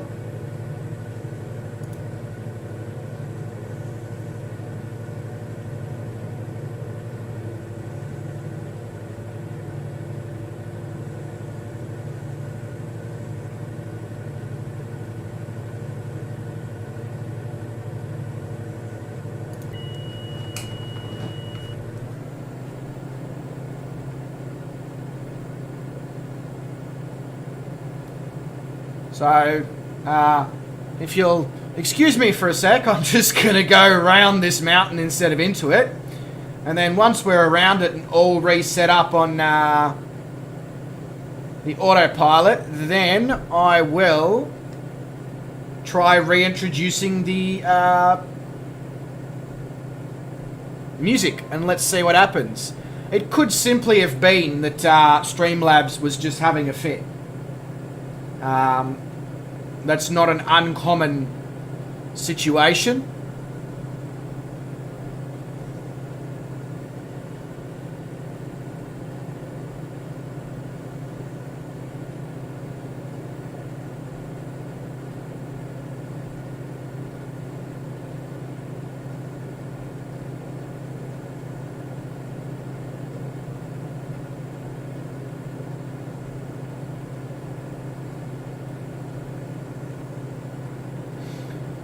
All right.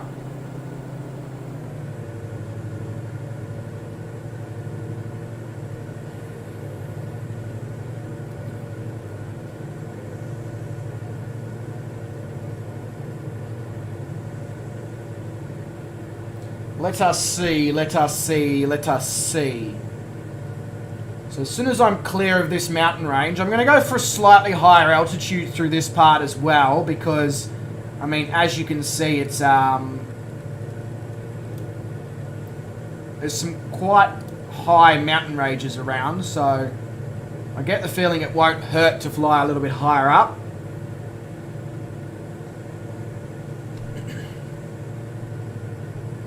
But we haven't had any buffering for a couple of minutes, so that's a good sign. It means that hopefully we'll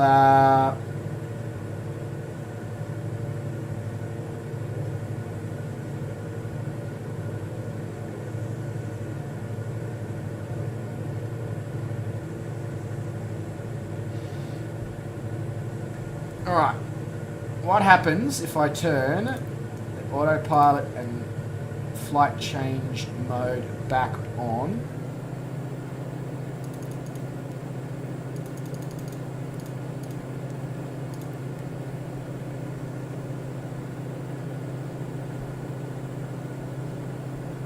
And then if I turn the music on, do we get screwed? Is the question.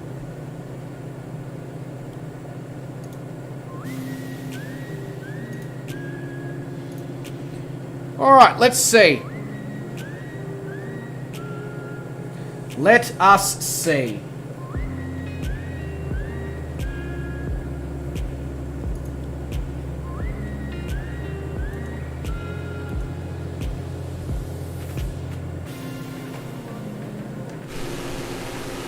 Looks pretty decent so far though.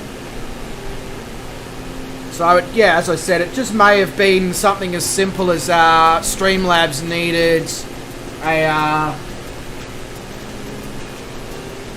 restart. Or YouTube needed a restart. Or both needed a restart.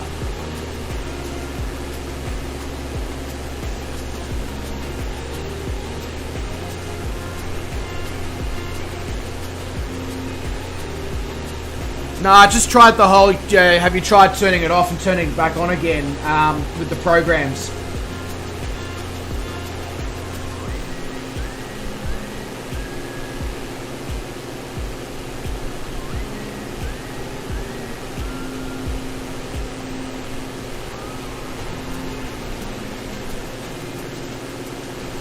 But we're looking good now, so that's good.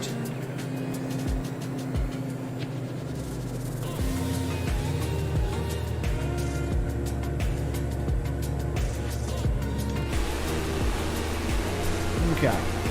Now, let's have a look on the VFR map, see whereabouts we are. Oh my god, we're like almost there. Yeah, okay. So I'm judging by the fact that Fozzie and all that already on the ground, and Wes, I'm assuming Wes is on the ground, that the airport elevation is 3,000 feet.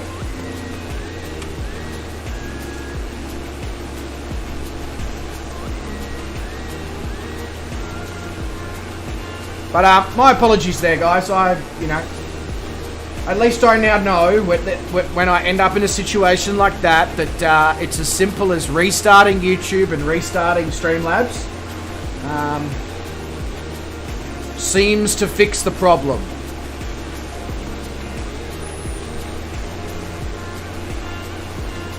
(2,980 feet above sea level.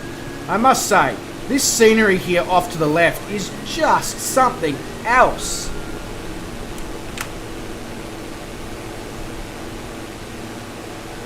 Yeah, my barrow's adjusted, Wes.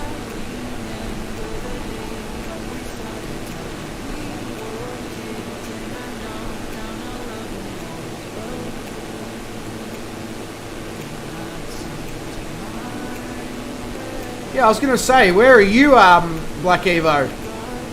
Over there in the distance in the Grumman Widgeon. It's definitely taken you on a bit of a scenic trip out over there.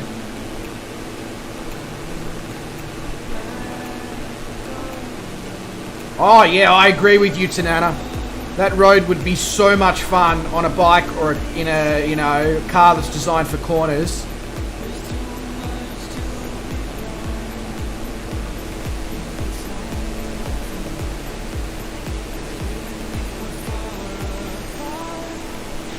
Damn. More screenshot time.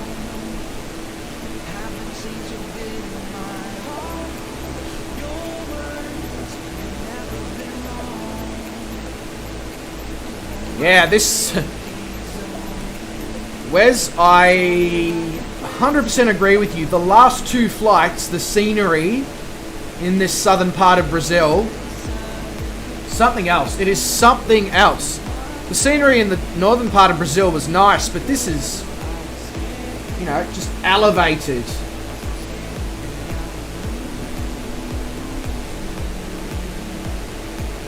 Yeah, Tanana, the Widgeon is good fun. Especially if you're playing around with water landings.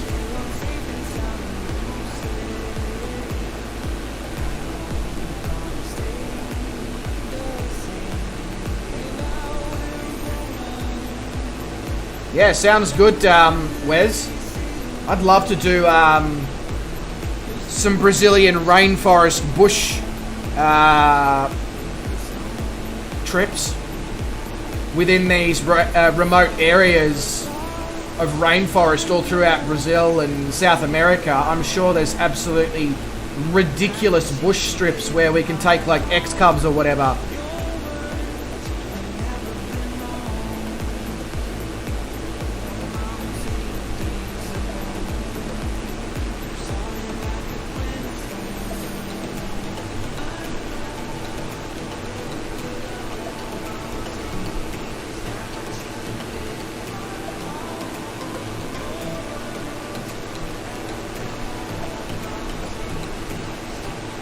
Or even, like if we took like X-Cubs with the floats.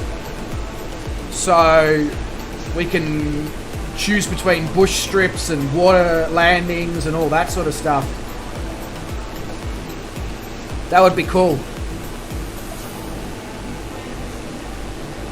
Also, the next, sorry, not the next trip, the one after where we go from, is it the one after? Let me just check. Yeah, so when we go from Porto Alegre to Montevideo in Uruguay, the Rio Grande, which is just off of Porto Alegre, would people be interested in doing a quick sightseeing flight of the Rio Grande in waterplanes before then heading back to Porto Alegre, swapping into our normal aircraft and flying to Montevideo? Let me know what you think of that possible idea.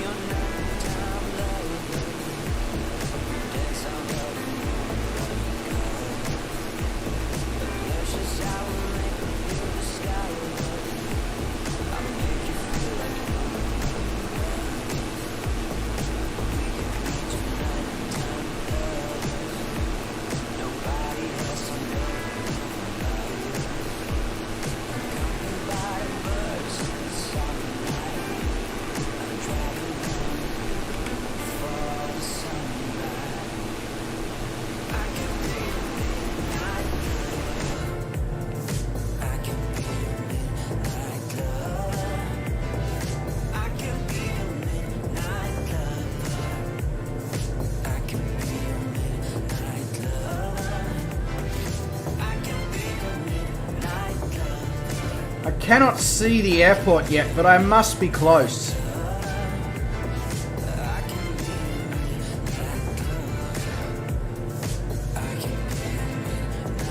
You're doing Atlanta to Colorado next Saturday. There we go, ladies and gentlemen. If you'd like to fly airliners next Saturday, Wes on his channel will be doing Atlanta to Colorado in airliners.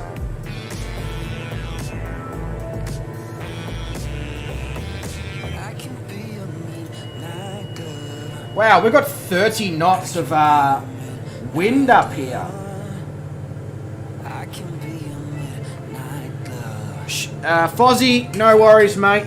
You look after yourself, bro, okay? And catch you in one stream or another, whether it's Brett's, mine, yours, not yours. Well, I mean, unless you're streaming and we don't know about it. In Wes's, in Shane's.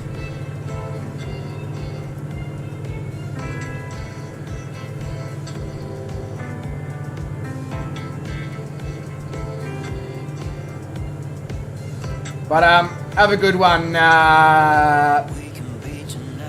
Wes. No, Tanana, so the issue that is, well, not the issue, but the reason why it doesn't quite follow the pink line or the magenta line, mate, is because I have the DA40NGX mod, which I'm meant to be running with the Garmin, with the working title Garmin G1000i modification.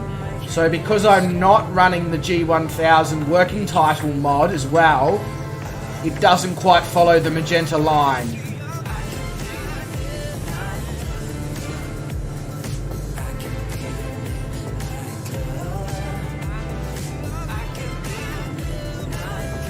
That's so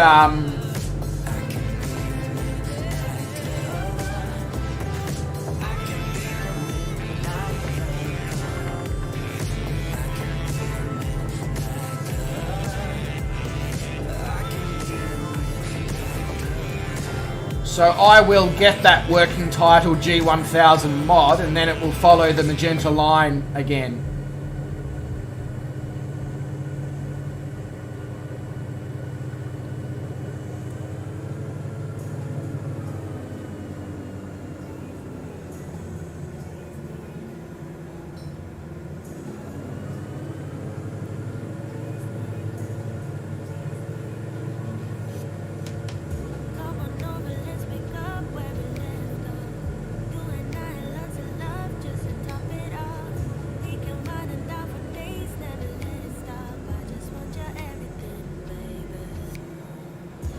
Alright, final. Get that speed down so we can start bringing those flaps out. Oh yeah, my F7 key doesn't work anymore.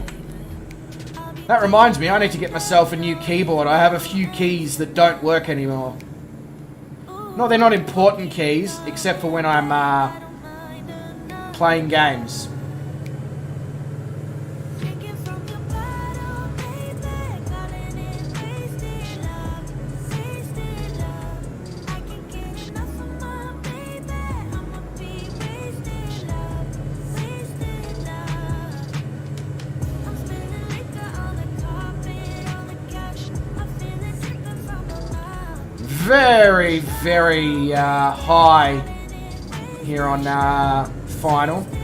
And I was going to say to Nana, if anybody understands how good aircraft are, it's Black Evo, seeing as he's a real-world pilot. It's kind of his job to understand how aircraft and how good they can be.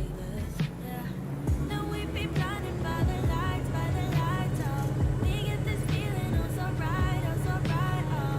I'm so over being super, all alone. I just need a night with you. Drinking from your bottle, baby, calling it wasted love.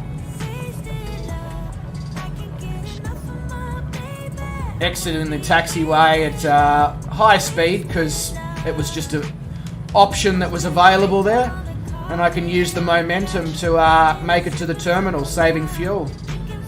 Just ignore the fact that I'm crossing a runway that may have aircraft on it, and just notice how I check that after I'm already basically across the runway. Whoops. Oh well. I'll park next to Fozzie's 787. A bit of a size difference, that's for sure. Now, is anybody else actually flying still? Just Black Evo? Oh no, even Black Evo's down. If let me know in chat if you are still flying. I'll get the drone out and I'll grab some footage of your landing. Otherwise,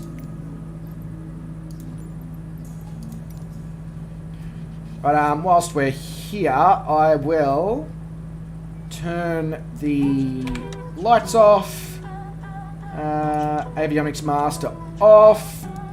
Turn that off. Turn off the engine master. That should bring her down. It does.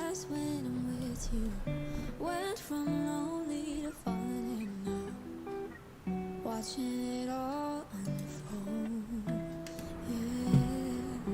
Yeah. I'm not scared of commitment. I'm just scared of doing something wrong. I don't wanna see you go.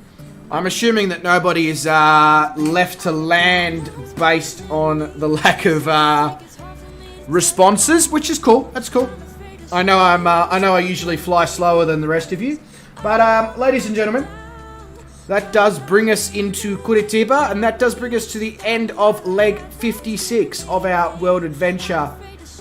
It was an absolute pleasure having you all along, and I hope you did enjoy the scenery and all that as much as I did. I do apologise for the technical difficulties that we had, and I also, if anyone at any point in the stream was a little bit, especially towards the start when I was really, like, my brain was all over the shot, I may have said a few things that were, you know, not great. And I kind of saw a few people leave the stream. So if that was you, again, I apologise for that. Sometimes the brain is just, woohoo! That's part of the reason why I took that break when I did, because I knew that I certainly wasn't at my streaming best. But anyway, wherever you are in the world, I do hope that you stay safe and you are well, and that you do make sure that you look after yourself, and also remember to don't do anyone I wouldn't do. It's very important information, not difficult information to follow. But until tomorrow, which I think we're streaming trucks, until then, see you later, legends. Thank you so much for coming along.